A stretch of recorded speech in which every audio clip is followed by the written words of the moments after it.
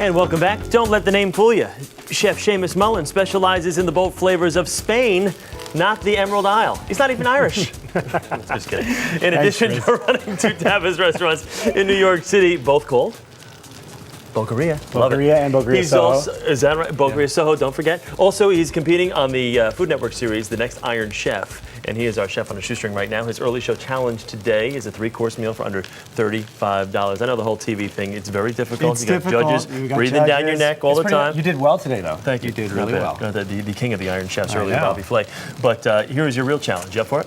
I'm up for it, yeah. 39 bucks, right? Yeah, $35. 35, okay. And better watch it. Let's see what you have on the menu for us. Well, we're going to do a 3-course meal. We're going to start with roasted acorn squash soup. Most people know butternut squash, but acorn squash has got a little bit more flavor for me, and it's not the same color, nice nutty flavor. So we've roasted it with some olive oil, salt. Main course, though, first we're going to do the chicken, the chorizo, right? The we're going to do a shellfish and chicken paella. And then for dessert, we're going to do a crema catalana. Crema catalana. Yeah. Excellent. All right, let's start with we're going to start with this.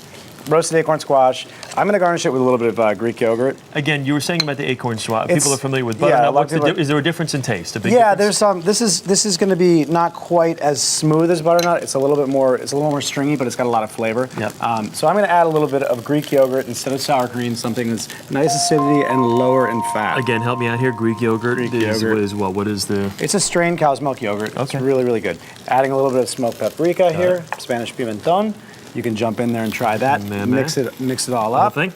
Sure. Mix it in. Let her go. A little color.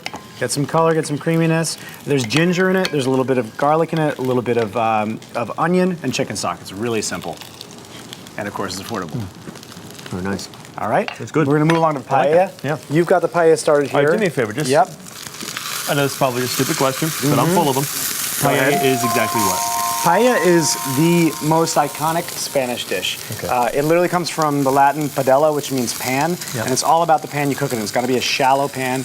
Usually it's cooked over an even heating surface, over a grill or over a big burner. Right. So what we have, we've got some chicken. We've got chicken legs and thighs in here. We've got some red bell pepper and some onion. You're going to go ahead and add in chorizo. Go ahead and add that in. Whole thing? Yeah, whole thing. Just dump it in there. And this is really rustic family food, so we're just kind of moving everything in. Grated tomato. Instead of whole tomato, we've grated it on a cheese grater. Add that in, stir it all in. And we're going to add some marinated artichokes. Throw them in. All right, go ahead. Got them? You got it. And then the next thing we need to do is add a little bit of chicken stock, and we're using saffron. Probably the most expensive spice in the world, as I'm sure you know. You don't need to use very much. Yeah. Just a little pinch. So you were able to afford it on our budget? We were able to afford it. We're just going to use a little pinch. I'm going to add it to the chicken stock first. And then we'll add the chicken stock into this. Again, just normal chicken stock. Buy it in any store. That's right out of the can if you want. Right? If you want to get a different flavor and make this a little more on the seafood side, you could add fish stock, or you could do clam broth or anything like that. There's really no rules in paella. Everybody has their own way of doing it. Just get yourself a big pan and you're just going to kind of mix it all together. If you don't have a paella pan, you can buy these online. But if you don't have a paella pan, you can use just a regular saute pan. Okay. What's important is that it's shallow. So we're going to add rice to it, not just regular rice. What kind of rice? This is called bomba rice or calasparra rice. Okay. It's a short grain rice. If you can't find this, again, you could use arborio, but you don't want to use basmati or anything like that. What's the upside with using this rice? This is not, it's got a lot of starch in it, which you want. You don't want to stir it too much. You want to get it nice and even. And it cooks really evenly. And you want the grains to all be separate. So how long until we get our finished product? Our finished product is to be about 35 minutes, and through the magic of television, we have some here. Voila. We've got, towards the end of the cooking time, we're going to add the mussels. We're going to add some clams if you want. In this case, we didn't use clams. We just used mussels and shrimp. So we're going to go ahead and add these guys in. We got a little chicken leg here and some rice and some these shrimp or these prawns in there. You can jump in there. Nice. Taste it. Very nice. What you think? I can see on the bottom it's got. Is it just a little burnt here? A little bit burnt. Is that? You want that. You do. This is called socarrat. And it's the crispy part of the rice, and it's the stuff that gets a little caramelized from the sugar in the rice. It's the things that everyone fights over. Let's talk about the dessert real quick here. Looks like creme brulee to me. Looks like creme brulee. It's crema catalana. It's a little bit different.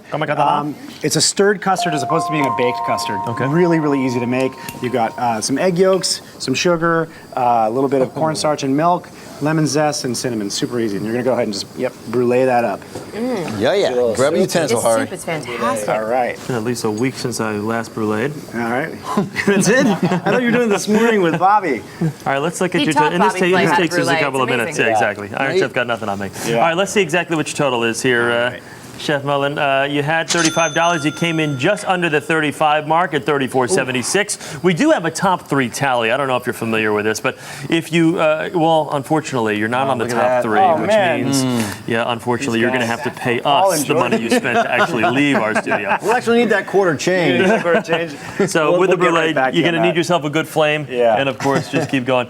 Great to see you. Great to see you again. Thanks for Seriously, having if me. you're in the area, try out the restaurants. Fuck yeah.